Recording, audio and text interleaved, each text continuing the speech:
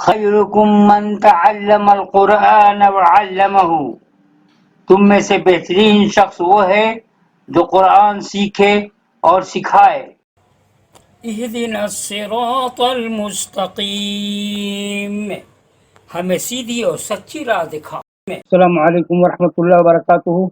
عبداللہ آپ کے ساتھ حسب معمول میں آپ لوگوں کے سامنے آج سورہ الانفال کی آخری چند آیات یعنی 67 سے لے کر کے سورہ انفال مکمل ہو جائے گا اور اس کے بعد سورہ توبہ شروع کریں گے۔ تو آئیے شروع کرتے ہیں۔ تلاوت قرآن کے بعد ایک اعلان ہے، اسے آپ ضرور سنیں گے، بہت امپورٹنٹ ہے قرآن سے متعلق۔ آئیے شروع کرتا ہوں۔ بسم اللہ الرحمن الرحیم۔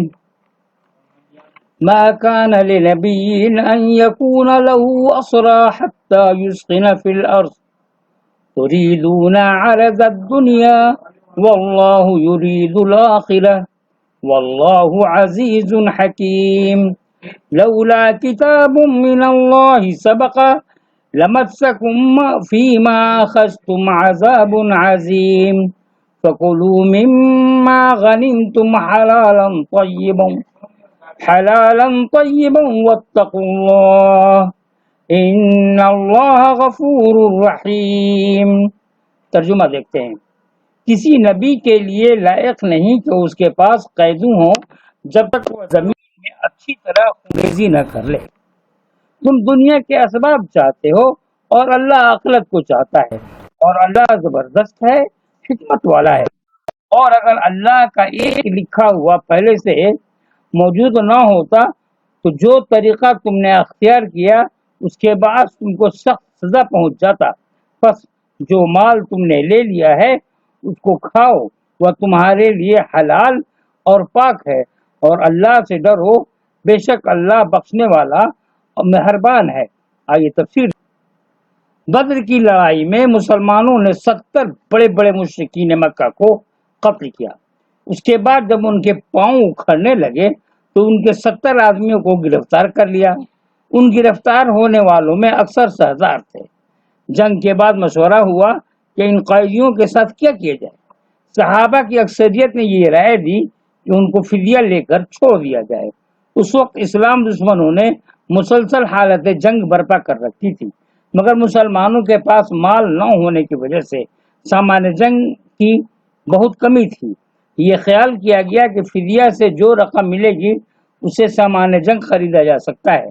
حضرت عمر بن خطاب اور رضی اللہ تعالیٰ عنہ اور حضرت سعد بن معاذ رضی اللہ تعالیٰ عنہ اس رائے کے خلاف تھے۔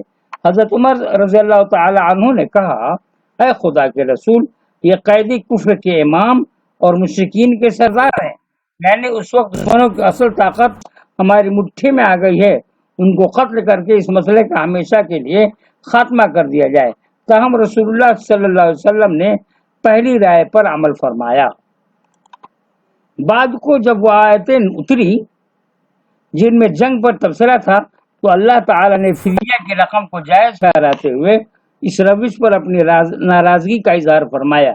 جنگی قیدیوں کو فدیہ لے کر چھوڑنا اگرچہ بظاہر رحمت و شفقت کا معاملہ تھا، مگر وہ اللہ کے دور رس منصوبے کے مطابق نہ تھا۔ اللہ کا اصل منصوبہ کفر و شرک کی جڑ اکھاڑنا تھا۔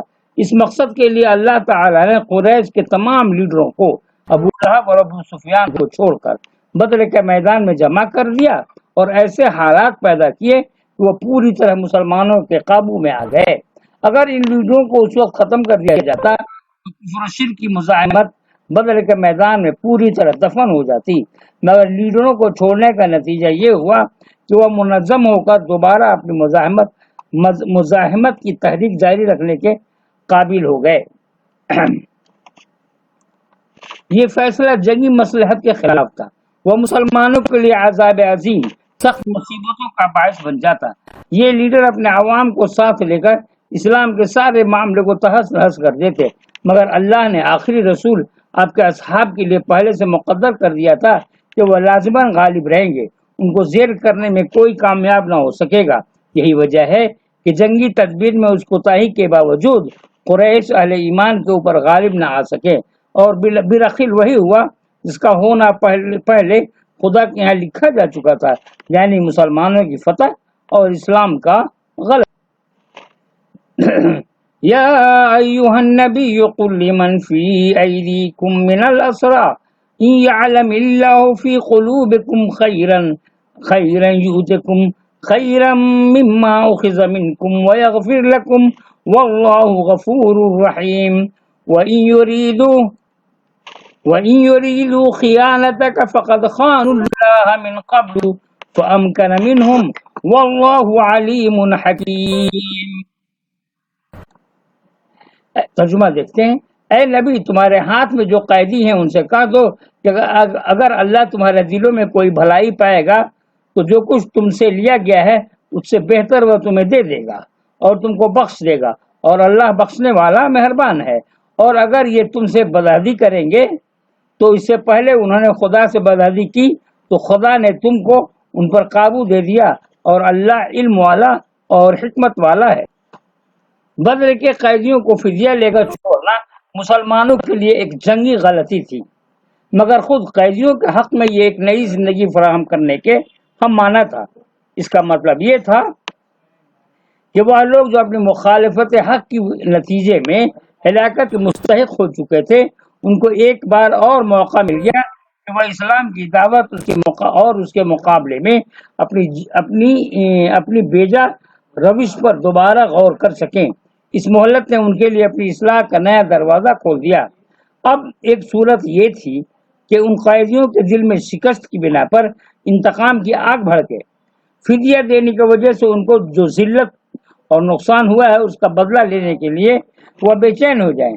ایسی صورت میں وہ پھر اسی غلطی کو دہرائیں گے جس کے نتیجے میں وہ خدا کی پکڑ کے مستحق بن گئے تھے.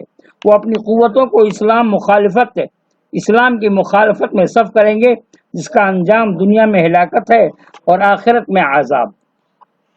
دوسری صورت یہ تھی کہ وہ بدر کے میدان میں پیش آنے والے غیر معمولی واقعہ پر غور کریں کہ مسلمانوں کو کمتر اسباب کے باوجود اتنی کھلی ہوئی فتح کیوں نصیب ہوئی. دوسری صورت یہ تھی کہ وہ بدر کے میدان میں پیش آنے والے غیر معمولی واقعہ پر غور کریں کہ مسلمانوں کو کمتر اسباب کے باوجود اتنی کھلی ہوئی فتح کیوں نصیب ہوئی. اس کا صاف مطلب یہ ہے کہ خدا مسلمانوں کے دین کے ساتھ ہے نہ کہ قریش کے دین کے ساتھ. یہ دوسرا ذہن اگر پیدا ہو جائے تو وہ ان کو آمادہ کرے گا کہ وہ اپنی سابقہ روش کو بدلیں اور جس دین کو پہلے اختیار نہ کر سکے اس کو اب اختیار کر لیں اور اس طرح دنیا و آخرت میں خدا کے انعام کے مستحق بنے. تاریخ بتاتی ہے کہ قریش کے لوگوں میں ایک تعداد ایسی نکلی جن کے دل میں مذکورہ سوال جاگ اٹھا اور جلد یا بدیر وہ اسلام میں داخل ہو گئے. حضرت عباس رضی اللہ تعالیٰ عنہ حضرت عباس بن عبد المطلب رضی اللہ تعالیٰ عنہ نے زمانہ قیدی میں اسلام قبول کر لیا. کچھ دوسرے لوگ بعد کو اسلام کے حلقے میں آ گئے. یہ لوگ اگرچہ گروہی تعصب کی نظر میں ذلیل ہوئے مگر انہوں نے خدا کی نظر میں عزت حاصل کر لی. دنیا کا نقصان اٹھا کر وہ آخرت کے فائدے کے مالک بن گئے. قیدیوں کو چھوڑنے کی وجہ سے مسلمانوں کو یہ اندیشہ تھا کہ وہ اس کو احسان سمجھ کر اس کا اعتراف نہیں کریں گے بلکہ پہلے کی طرح دوبارہ سازش اور تخریب کاری کا راستہ اختیار کر کے اسلام کی راہ میں رکاوٹ بن جائیں گے.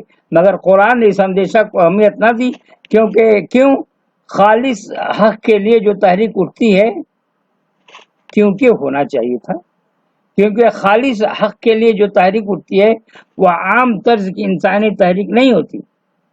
وہ ایک خدائی معاملہ ہوتا ہے. اس کی پچ پر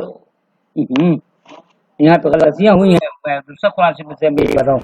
اس کی پچ پر خدا ہوتا ہے خود خدا ہوتا ہے اور خدا سے لڑنا کسی کے بس کی بات نہیں ہے. ان الذين امنوا وهاجروا وجاهدوا باموالهم وانفسهم في سبيل الله والذين آووا ونصروا اولئك بعضهم اولياء بعض والذين آمنوا ولم يهاجروا ما لكم من ولايتهم من شيء حتى يهاجروا وإن تنصروكم في الدين فعليكم النصر إلا على قوم بينكم وبينهم ميثاق واللہ بما تعملون بصیر والذین کفروا بعضهم اولیاء بعض الا تفعلوه تکن فتنة فی الارض وفساد کبیر۔ ترجمہ: جو لوگ ایمان لائے اور جنہوں نے ہجرت کی اور اللہ کی راہ میں اپنی جان و مال سے جہاد کیا، اور وہ لوگ جنہوں نے پناہ دی اور مدد کی، وہ لوگ ایک دوسرے کے رفیق ہیں۔ اور جو لوگ ایمان لائے مگر انہوں نے ہجرت نہیں کی تو ان سے تمہارا رفاقت کا کوئی تعلق نہیں جب تک کہ وہ ہجرت کر کے نہ آ جائیں، اور وہ تم سے دین کے معاملے میں مدد مانگیں گے تو تم پر ان کی مدد کرنا واجب ہے، الا یہ کہ مدد کسی قوم کے خلاف ہو جس کے ساتھ تمہارا معاہدہ ہوا ہے، اور جو کچھ تم کرتے ہو اللہ اس کو دیکھ رہا ہے، اور جو لوگ منکر ہیں وہ ایک دوسرے کے رفیق ہیں۔ اگر تم ایسا نہ کرو گے تو زمین میں فتنہ پھیلے گا اور بڑا فساد ہوگا۔ آئیے تفصیل دیکھتے ہیں۔ عام طور پر جب ایک آدمی دوسرے کی مدد کرتا ہے تو اس کی وجہ یہ ہوتی ہے کہ وہ آدمی اس کے اپنے خاندان کا ہے، اس سے گروہی اور اجتماعی اور جماعتی تعلق ہے۔ مگر ہجرت کے بعد مدینہ میں جو اسلامی معاشرہ قائم ہوا وہ ایسا معاشرہ تھا جس میں گھر والوں نے اپنے گھر ایسے لوگوں کو دیے جس سے تعلق کی بنیاد صرف دین تھی۔ جو لوگ اپنے وطن کو چھوڑ کر مدینہ آئے وہ بھی اللہ کے لیے اور آخرت طلبی کے لیے آئے، اور جنہوں نے ان اجنبی لوگوں کو اپنے مال اور اپنی جائیداد میں شریک کیا وہ بھی صرف اس لیے تاکہ ان کا خدا ان سے خوش ہو اور آخرت میں انہیں جنتوں میں داخل کرے۔ یہ ایک ایسا سماج تھا جس میں اہم چیز خاندان اور نسب نہیں بلکہ ایمان و اسلام تھا۔ وہ ایک دوسرے کی مدد کرتے تھے مگر دنیاوی فائدے کے لیے نہیں بلکہ آخرت کے فائدے کے لیے۔ وہ ایک دوسرے کو دیتے تھے مگر پانے والے کسی بدلے کی امید میں نہیں بلکہ اللہ سے انعام کی امید میں۔ وہی معاشرہ حقیقت اسلامی معاشرہ ہے جہاں تعلقات خاندانی رشتوں اور گروہی عصبیتوں پر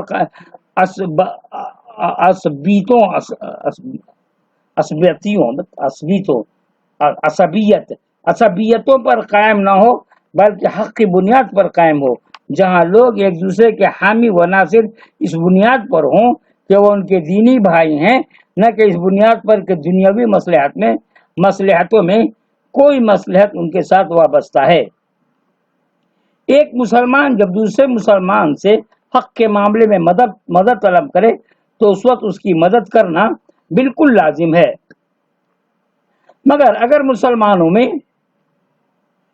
باہمی مدد کی روح باقی نہ رہے تو یہ ہوگا کہ شریر لوگ کمزور مسلمانوں پر دلیر ہو جائیں گے اور ان کی زندگی اور ان کے ایمان کا محفوظ رہنا سخت مشکل ہو جائے گا۔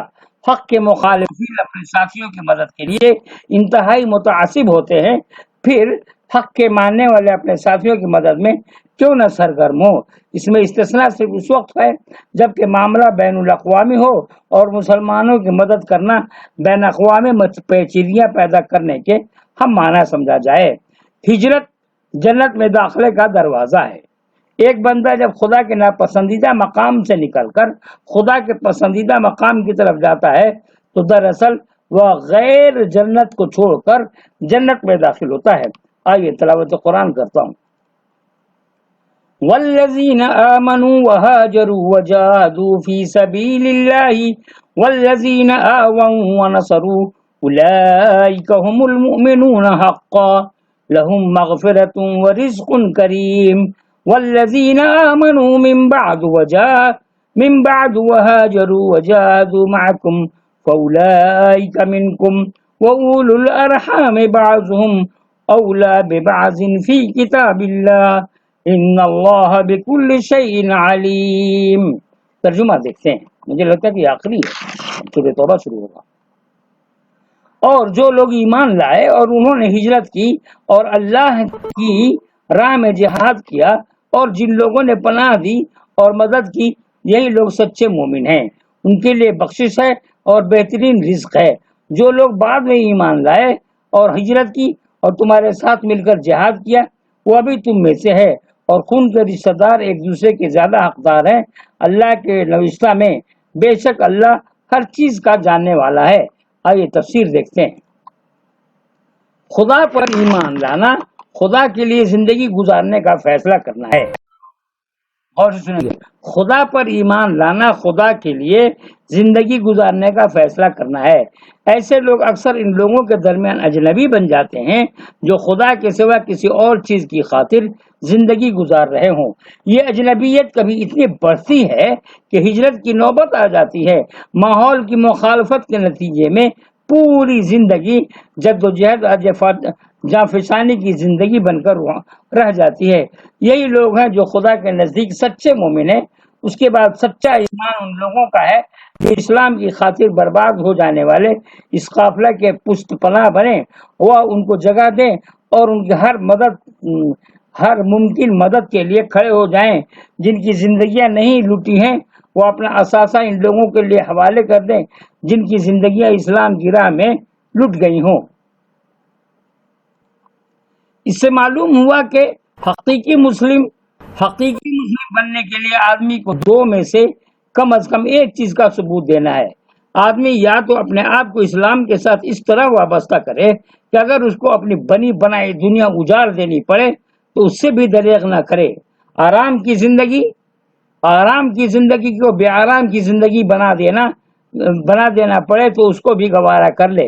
پھر یہ کہ اسلام کی خاطر جب کچھ لوگ اپنا اثاثہ لٹا دیں تو وہ لوگ جو ابھی لوٹنے سے محفوظ ہیں وہ پہلے فریق کی مدد کے لیے اپنا بازو کھول دیں، حتیٰ کہ ضرورت ہو تو اپنی کمائی اور اپنی جائیداد میں بھی ان کو شریک کر لیں۔ سچا ایمان کسی کو یا تو مہاجر بننے کی سطح پر ملتا ہے یا انصار بننے کی سطح پر۔ کیا بات ہے، بہت ہی امپورٹنٹ بات ہے مہاجرین کے بارے میں یہ جو قصہ ہے۔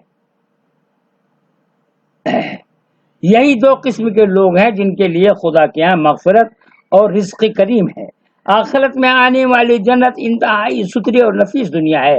وہ ایک کامل دنیا ہے اور کامل دنیا میں بسایا جانے کے لائق وہی لوگ ہو سکتے ہیں جو خود بھی کامل ہوں۔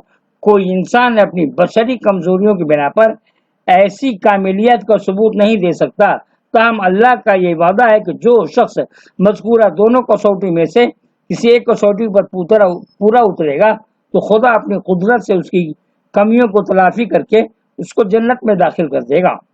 دنیا کی بنیاد پر بھائی بننے والوں کی مدد اور حمایت بے حد اہم ہے، تاہم وہ رحمی رشتوں کے حقوق اور ان کے درمیان وراثتوں کے تقسیم پر اثر انداز نہ ہوگی۔